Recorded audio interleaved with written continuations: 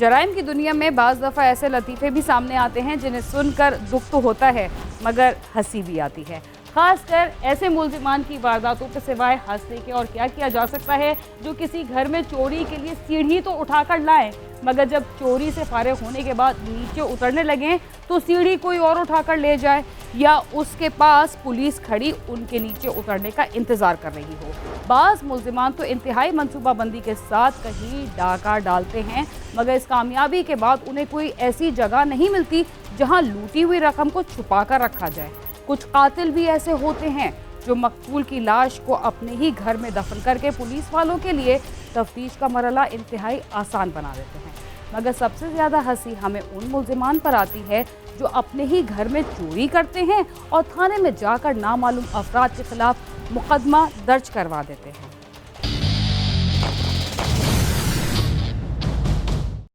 घर को आग लग गई घर के चिराग से, ये मिसरा हम अक्सर सुनते हैं मगर इसकी गहराई में नहीं जाते।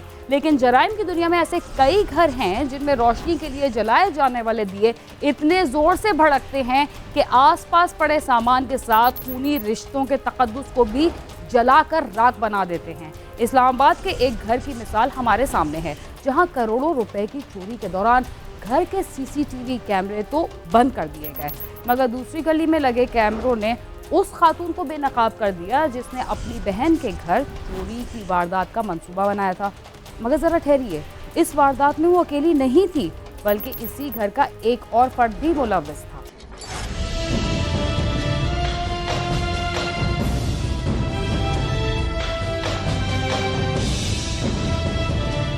आमिर जमान नामी शख्स की जानिब से थाना लोईबेर पुलिस को रात के वक्त इतला दी गई कि उसके घर में चोरी की वारदात हुई है जिसमें मुल्की और गैर मुल्की करेंसी के साथ तलाई जेवरात और कीमती अशिया भी चोरी हुई हैं। ये वक़ूआ है 14 अक्टूबर 2020 का। ये रात तकरीबन 12:30-1 बजे के दरमियान जो है ना हमें इतला मिलती है कि जी मुद्दई आमिर जमान जिसने 2 शादियां की हुई हैं, उस घर में उसकी 2 बीवियां हैं बैरिया में, तो वो कहीं जो है ना दावत पे बाराकाऊ वाली साइड पे गए हुए थे। तो उसने अपना मुलाजम ड्राइवर और साथ में उसके कोई एक और बंदा था वो उसने घर में छोड़े। पुलिस मौके पर पहुंची तो आमिर ने पुलिस को बताया कि उसने 2 शादियां की हुई हैं। दोनों बीवियां उसके साथ ही रहती हैं। वो बाराकाऊ एक शादी की तकरीब में शिरकत के लिए गए थे। जब वापस आए तो चीजें बिखरी पड़ी थी और सामान चोरी हो चुका था।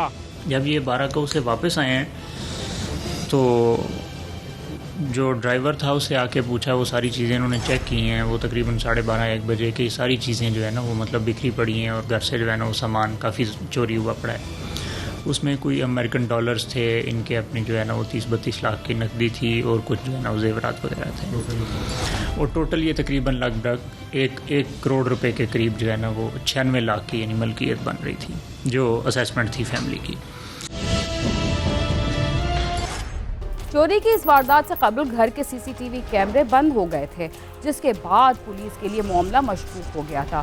पुलिस की फोरेंसिक टीम और दीगर तफ्तीशी टीम ने वहां से फिंगरप्रिंट और तस्वीर ले ली लेकिन असल चीज़ सीसीटीवी फुटेज थी जो उस वक्त पुलिस को ना मिल सकी।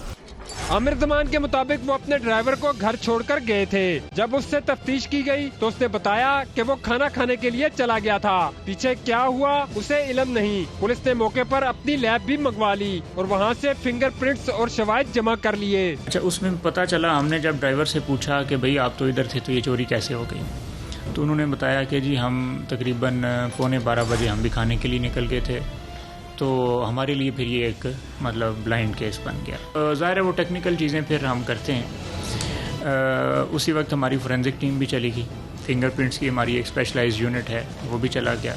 तो फिंगरप्रिंट्स वालों ने और हमारी जो टेक्निकल टीम है जो फोटोग्राफी करती है वीडियो बनाती है वो सारी चीज़ें हमने ले ली, फिंगरप्रिंट्स भी ले लिए। जहाँ ये वारदात हुई थी वो पोस्ट इलाका है और हर घर में सीसीटीवी कैमरे लगे हुए हैं। लेकिन हैरत अंगेज बात यह है कि आमिर जमान के घर के कैमरे वारदात से कबल बंद हो गए थे जिसकी वजह से कोई भी रिकॉर्डिंग सामने न आ सकी। सीसीटीवी कैमरों के वारदात से कबल बंद होने ने मामला बहुत मशकूक बना दिया था। बज़ाहिर ये हुआ कि वारदात से थोड़ी देर जो है ना वो पहले 1 मिनट पहले कैमरे बंद हो जाते हैं। वारदात के टाइम पे जो है ना कैमरे बंद होते हैं तो घर की सीसीटीवी से हमें कुछ भी नज़र नहीं आता। तो हमारे लिए ये परेशानी की बायस थी कि इतनी बड़ी हैवी अमाउंट में जो है ना वो चीज़ें चोरी हो जाना, और वो भी मतलब इतने मशकूक हालात में। और घर वालों को ज़ाहिर है आप जब मुद्दई को ही छेड़ना शुरू करते हैं या उसी में से मुद्दई के किसी घर वाले को पकड़ते हैं तो फिर मुद्दई भी परेशान होते हैं कि पता नहीं ये क्या वाक़या है, या पुलिस शायद जो है ना वो पार्शल है उसमें, या पुलिस जो है ना उसकी इन्वेस्टिगेशन स्किल का मसला है। पुलिस को पिछली गली से एक कैमरे की मदद से सीसीटीवी फुटेज मिल गई। वारदात जिस पर 12 बजे का टाइम दर्ज था और उसके साथ पुलिस को एक खातून भी दिखाई दी। पुलिस ने खातून को हिरासत में ले लिया। आइए देखते हैं ये खातून कौन थी। पुलिस के लिए सीसीटीवी फुटेज इंतहाई जरूरी थी क्योंकि असल चोर का उसी से पता लग सकता था। फिर गली में और इर्द गिर्द सीसीटीवी कैमरे तलाश किए गए। पुलिस को आमिर जमान के घर की पिछली गली में एक कैमरा नजर आ गया और उससे मदद भी मिल गई। रात के 12 बजे के करीब कैमरे की आंख ने एक खातून की शक्ल को महफूज कर लिया था। लेकिन उससे पहले हमें एक अच्छा क्लू मिल गया। जब घर के सीसीटीवी देखे तो वो वारदात के टाइम पे बंद हो गए। जब वो बंद हुए हैं तो हमें फिर ये देखना पड़ा कि इर्द गिर्द की गलियों में कोई ऐसी चीज़ हमें मिल जाए जिससे जो है ना हमें कोई क्लू मिले। तो वारदात के टाइम पे जब ये बंद होते हैं मतलब घर के सीसीटीवी, उससे 2 मिनट पहले एक गली में यानी रात को उसी टाइम गली में एक खातून जो है ना वो नज़र आती है। जब वो खातून हमने मुद्दई से चेक किया करवाया तो उनको हमने जब उसकी तस्वीर दिखाई तो उसने कहा ये तो मेरी साली है। तो जब उसने अपनी सिस्टर इन लॉ का जिक्र किया तो फिर हमें और ज़्यादा शक हो गया कि ज़ाहिर है एक्सेस वो कैमरों तक घर के ही किसी बंदे को होती है, बाहर वालों को नहीं होती। तो ये था भी चूँकि रात का टाइम 12-1 बजे का, तो यकीनी बात है ये बात और मशकूक हो जाती है। उस खातून की तस्वीर जब आमिर जमान को दिखाई गई तो उसने पुलिस को बताया कि ये खातून उसकी साली है और जब भी वो घर आती है तो बताकर आती है। रात के इस वक्त उसका इस जगह बगैर बताए आना शकूक को पुख्ता कर रहा था। पुलिस को तो पहले ही कैमरे बंद होने की वजह से शक था कि ये काम किसी करीबी शख्स का है। नॉर्मली आती जाती है तो ज़ाहिर कोई भी हमारे घर आता जाता है, कोई अजीज़ रिश्तेदार तो उसका पता होता है कि वो आज आया है, वो किस काम के लिए आया है, कोई काम था या वैसे घूमते फिरते, वरना कॉल कर लेता है, इतला दे देता है। उस दिन इनकी जो सिस्टर इन लॉ थी उसने मुद्दई की सिस्टर इन लॉ ने ना कोई रब्ता किया और ना इनके ये इल्म में था कि इधर कोई आया है और इसका कोई इधर मतलब कोई काम था या कोई इतला कुछ भी नहीं थी। तो इस वजह से और भी ज़्यादा, और सीसीटीवी में वहाँ पे नज़र आना और 2 मिनट बाद सीसीटीवी फुटेज जो घर वाली थी वो बंद होना, ये सारी मशकूक चीज़ें थी। तो जब हमने इसी सस्पिशन की बुनियाद पे इसकी सिस्टर इन लॉ की अरेस्ट किया, तो अरेस्ट करने के बाद जब उससे हमने बातचीत की, उसको इंटेरोगेट किया, तो पता चला कि ये इसी का प्लान था और इसकी दूसरी बीवी यानी जिसकी ये बहन थी, जो मुद्दई की दूसरी बीवी है, वो ही उसमें मिक्सअप थी। तो इनका ये ख्याल था कि इनके बच्चे नहीं हैं और बच्चे ना होने की वजह से हम ज़रा इसको जो है ना मतलब इस एंगल में भी कि जी हमारे बच्चे तो नहीं हैं तो हम अपनी जायदाद का हिस्सा अलग कर लें, तो ये एक माइंड उनका था। साली की पहचान होने के बाद उसे गिरफ्तार कर लिया गया। जब आमिर जमान की साली से तफ्तीश की गई तो उसने बताया कि उसकी बहन यानी आमिर जमान की बीवी भी इस काम में उसके साथ थी, क्योंकि उनका ताल्लुक गरीब घर से है और वो चाहती थी कि चोरी करके बराबरी पर आ जाएं। दोनों बहनों ने मिलकर ये काम किया और सामान को उठाकर घर से बाहर नहीं लेके गए बल्कि उसी घर की बेसमेंट में छुपा दिया। इनकी जो आपस में प्लानिंग थी वो सिस्टर की और इसकी मतलब मुद्दई की दूसरी बीवी की आपस में प्लानिंग थी कि जिस दिन भी हमें मौका मिलेगा हम उस मौके की तलाश में रहते हैं, जब मौका मिलेगा तो फिर हम मिलके ये काम कर लेंगे। इनको पता था कि ये मतलब फैमिली आउटिंग पे जो है ना आगे पीछे होती है, तो बाज़ औक़ात जब ये घर पे कोई नहीं होता तो उसी टाइम पे ये काम किया जा सकता है। तो शायद ये उस टाइम पे एक दूसरे के साथ कोऑर्डिनेशन में राब्ते में भी थे। अच्छा, इसमें जो सामान उठाने वाला काम था वो बड़ा इंटरेस्टिंग था कि इन्होंने सामान उठा के, ये चीज़ें उठा के, कैश उठा के आगे पीछे भी नहीं कहीं लेके गए। इन्होंने उसी घर की एक स्टोर में, एक बेसमेंट में जो है ना वो ये सारी चीज़ें डंप कर दी ताकि किसी मुनासिब टाइम पे, क्योंकि उसकी बीवी भी मिली हुई थी, तो मुनासिब टाइम पे ये खुद भी निकाल सकते थे। आमिर जमान की ये बीवी दूसरी बीवी के साथ ही अलग मंजिल पर रह रही थी और उसे भी तमाम वो सहूलतें मुयस्सर थीं जो घर के दूसरे अफराद को हासिल थीं, लेकिन लालच ने उसे मुजरिम बना दिया। और फिर ऐसी वारदातों के बाद अगर माफ भी कर दिया जाए तो एतबार दोबारा कायम नहीं होता, जो कि खुद एक सजा है। कैमरामैन सद्दाम मलिक के साथ नईम जंजुआ, समा, इस्लामाबाद। 2 बहनें मिलकर अपने ही घर में डाका डाल रही थी। इस वारदात में जहां दोनों की बेरहम गुर्बत शामिल थी, वहां वो लालच भी मुंह फाड़े उनके सामने खड़ा था, जो बेरहम मुस्तकबिल में पेश आने वाली मुश्किलात से लड़ने का रास्ता सिर्फ और सिर्फ चोरी और हेरा फेरी में तलाश कर रहा था। प्रोग्राम क्राइम सीन में वक्त हुआ एक मुख्तसर से वक्फे का, जिसके बाद हम दोबारा आपके साथ होंगे। तब तक आप समा के साथ ही रहिए। प्रोग्राम क्राइम सीन में एक बार फिर खुशामदीद। कत्ल गारत गरी के वाक़यात आए रोज़ पेश आते रहते हैं। किसी का प्यारा कत्ल हो जाए और कातिल अंजाम तक पहुंच जाए तो किस हद तक उसका गम हल्का हो जाता है, मगर सिरे से यही मालूम ना हो कि उनके प्यारे को किसने और क्यों कत्ल किया है तो वुरसा की अजियत कई गुना बढ़ जाती है। वो इसी सोच में होते हैं कि उनके प्यारे को किस जुर्म की पादाश में ज़िंदगी की नेमत से महरूम कर दिया गया। जंग में एक 40 साला खातून को घर में गला काट कर मौत के घाट उतार दिया गया। पूरा इलाका खौफ में मुब्तला था। आइए देखते हैं खातून को किसने और क्यों कत्ल किया।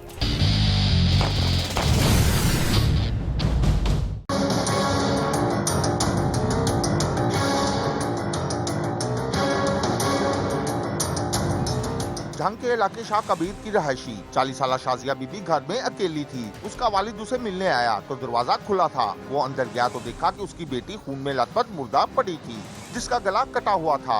उसने शोर मचा दिया, महल्लेदार जमा हो गए और पुलिस को भी इत्तला कर दी गई। सिटी के इलाके में एक मर्डर की इत्तला मिली थी। वहाँ पे मैं खुद मौके पे गया। Incharge investigation SHO homicide forensic science, तो वो कत्ल जो है वो एक रेजदार आले से आरी से किया गया है। तो वहाँ पे काफ़ी एविडेंस वगैरह इकट्ठी की गई हैं और स्पेशल टीम भी तरतीब दी गई है। जल्दी इंशाल्लाह इस कत्ल को ट्रेस आउट कर लेंगे।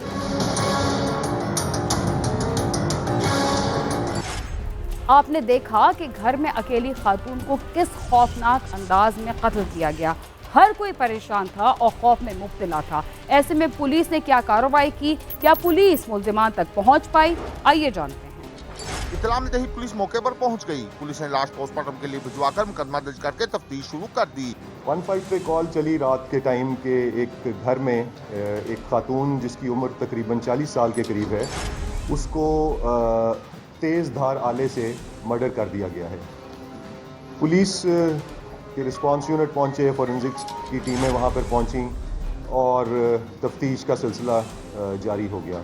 मगर कई हफ्ते गुजर जाने के बावजूद पुलिस मुल्जिमान को गिरफ्तार न कर सकी और न ही कोई सुराग मिला। अंधे कत्ल की वारदात से पूरे इलाके में खौफो हरास फैल गया था। बड़ी छोटी सी क्लोज सी कम्युनिटी है और छोटे छोटे घर हैं। बाहर से किसी की एंट्री वहाँ पे आम तौर पे मुश्किल है। उस एरिया में लोग एक दूसरे को जानते हैं, तो गुत्थी जो थी वो सुलझ नहीं पा रही थी कि ये आया बाहर से कोई आया है या किसी अंदर के बंदे का काम है। जो मौका वारदात से शवाहिद इकट्ठे किए गए, उसमें जो चीज़ें सामने आईं, वो जब वो चीज़ें लिंकअप हुई तो बात आगे बढ़ नहीं रही थी। वुरसा और अहले इलाका की तरफ से पुलिस पर दबाव बढ़ा तो मुल्जिमान की गिरफ्तारी के लिए खुसूसी टीम तश्कील दे दी गई। इस टीम ने मुख्तलिफ खतूत पर तफ्तीश की तो पुलिस को शवाहिद मिले कि मुलजम हमसाये की तरफ से इस घर में आए थे। पुलिस ने हमसाये नौजवान यासर को थाने बुलवाकर पूछताछ की तो उसने मतजाद बातें शुरू कर दी, जिस पर पुलिस ने उससे कड़ी तफ्तीश की तो उसने शाजिया बीबी के कत्ल का इतराफ कर लिया। हमें एक बड़ा अच्छा ब्रेक थ्रू मिल गया। वो ब्रेक थ्रू इस तरह मिला और स्टोरी ब्रेक इस तरह हुई कि जो मकतूला थी उसके हमसायों का घर था और उसमें वही 3 बच्चे, उनमें से जो दरमियान वाला बच्चा था मुल्जिम यासिर, वो तकरीबन 18-19 साल का लड़का है। वो वालिद इसके को उसी रात पता चल गया था। जब ये आया है तो इसने उसको इसका रिएक्शन, बॉडी लैंग्वेज देख के, इसके कपड़ों से थोड़ा अंदाज़ा लगाकर, तो इसने उसको कॉन्फ्रेंस में ले लिया और उसने बताया कि मेरे साथ मैं ये काम कर आ गया हूँ। तो वही बात हुई जब नेक्स्ट डे पुलिस अपनी जनरल एक इन्वेस्टिगेशन करते हुए, पूछगिछ करते हुए जब उनके दरवाजे पर भी गई, चूँकि वालिद को पता था कि बेटा ये काम करके आ गया, तो वो उस शॉक के अंदर वो उसको हार्ट का इशू हो गया। तो उसकी वजह से ये केस थोड़ा सा जल्दी ब्रेक हो जाता, लेकिन वो फिर एहतियात फर्दर लाजिम था। और उसके बाद लेकिन अल्लाह ने किया कि ये केस हमारा ब्रेक हो गया, वर्कआउट हो गया। मशहूर कहावत है कि हमसाया माँ जाया, मगर आपने देखा कि हमसाए में रहने वाले नौजवान ने खातून को मार डाला। कत्ल की वजह क्या थी और इस बारे में पुलिस की तफ्तीश में क्या बात सामने आई, आइए जानते हैं। पुलिस हुकाम का कहना है कि मुलजम से तफ्तीश की गई तो उसने इंकशाफ किया कि वो अक्सर शाजिया बीबी के घर उसकी गैर मौजूदगी में आ जाता था, क्योंकि उनके घरों के दरमियान वाली दीवार 3 फीट ऊंची थी। वो उनके फ्रिज से अक्सर खाना वगैरह निकाल कर ले जाता था। वकूए वाले रोज वो फ्रिज से सामान निकाल रहा था कि खातून वहाँ आ गई। उसने पुलिस को बुलवाने की धमकी दी तो यासर ने पास पड़ी आरी से खातून का गला काट दिया और फरार हो गया। उस दिन जब ये एंटर हुआ और इसका प्लान था कि मैं वो ताला तोड़ूंगा और उसके बाद मैं वो वारदात करूंगा, तो अनफॉर्चुनेटली वो खातून अपनी रूटीन से हटकर वो अपनी बच्ची को स्कूल में छोड़ने जाया करती थी। उस दिन कुछ ऐसा हुआ, उसकी लिखी इस तरह हुई थी कि वो उस दिन अपनी रूटीन से हटकर वो घर जल्दी आ गई। उसने जैसे ही सहन में एंटर होकर बत्ती जलाई तो ये कमरे में वो वारदात कर रहा था। वो जाहिर है जब ये मौके पे रंगे हाथों पकड़ा गया तो उस खातून ने उसको वहीं पर कहा कि अच्छा तुम ही थे जिसने वो पिछली चोरी भी की थी, तो मैं अब पुलिस को बुलाती हूँ। तो उस पे ये ही वॉज अलार्म और इसने उस खातून को गले से पकड़कर कमरे में धकेल कर वापस ले गया। तेज़ धार आले की मदद से इसने उस खातून को चोक भी पहले किया अपने हाथों से और उसके बाद उसको डीप उसके वुंड्स जो थे वो छुरी की तरह उस तेज़ धार आरी को इसने इस्तेमाल किया। मुलजम यासिर का कहना है कि वो काफी अरसे से मकतूला के घर चोरी कर रहा था। खातून ने उसे पकड़ लिया। पहले तो उसने खातून के साथ जोर आजमाई की, मगर जब शाजिया ने पुलिस को फोन करने की धमकी दी तो पकड़े जाने के डर से उसे मार डाला। गलती हो गई, लेने गया तो फिर वो आ गई, जिसकी वजह से मैंने उसे मार दिया। मकतूला के बाप का कहना है कि जालिम काफी अरसे से चोरी कर रहा था। उसका तो घर में आम आना जाना था। अगर वैसे ही कोई चीज मांग लेता तो कोई इनकार नहीं करता था। बहुत परेशान से 2 महीने से परेशान थे कि ये क्या हुआ है हमारे साथ पुलिस ने बहुत कोऑपरेट किया है और अल्लाह किया है, वो मुलजम सामने आ गया है। अब हम भी सुकून में हैं, अल्लाह उसका बदला देगा इंशाल्लाह। क्या ये जो ये पड़ोसी था ये आपका इसके साथ कभी कोई दुश्मनी? ना, कोई दुश्मनी नहीं थी। बच्चों की तरह हमारे घरों में आता जाता था। हम तो एतमाद में मारे गए, तो ये मुसलसल चोरी करता रहा। उस दिन जब ये आया तो ये सेन में वो चोरी कर रहा था, मेरी बेटी ऊपर से आ गई और उसका गुत्था हो गया और उसने कत्ल कर दिया। जालिम ने नाहक उसकी बेटी को कत्ल कर दिया। हमें तो इंसाफ चाहिए। हमारी किसी से कोई दुश्मनी नहीं, कोई लेना देना नहीं, कोई घर का लेना देना हो, किसी ख़ानदान से कोई लेना देने नहीं है। कोई ख़ानदान का आदमी ये नहीं कह सकता कि नासिर या शाजिया से हमने पैसे लेने या देने हैं, कोई ऐसी बात नहीं। मकतूला के उस्ता ने मुतालबा किया है कि मुलजम को जल्द अज जल्द कैफे किरदार तक पहुंचाया जाए। पुलिस का कहना है कि तफ्तीश मुकम्मल करके जल्दी चालान अदालत में भिजवा दिया जाएगा। साथी रिपोर्टर अरशद खान के साथ आमिर शहजाद, समा, जंग।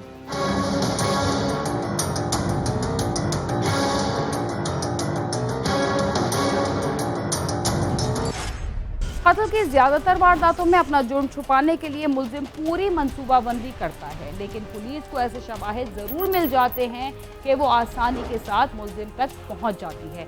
इसलिए कि जदीद दौर में पुलिस की रहनुमाई के लिए इलेक्ट्रॉनिक आलात की मदद भी शामिल हो गई है। इसके साथ ही क्राइम सीन अपने इख्तिताम को पहुंचता है। अगर आप हमसे रब्ता करना चाहते हैं तो हमारा पता है CSSama.tv। इसके अलावा आप ट्विटर, फेसबुक और यूट्यूब पर भी हमसे रब्ता कर सकते हैं और हमारा प्रोग्राम भी देख सकते हैं। बीना खान और क्राइम सीन की टीम को इजाज़त दीजिए और देखते रहिए समा।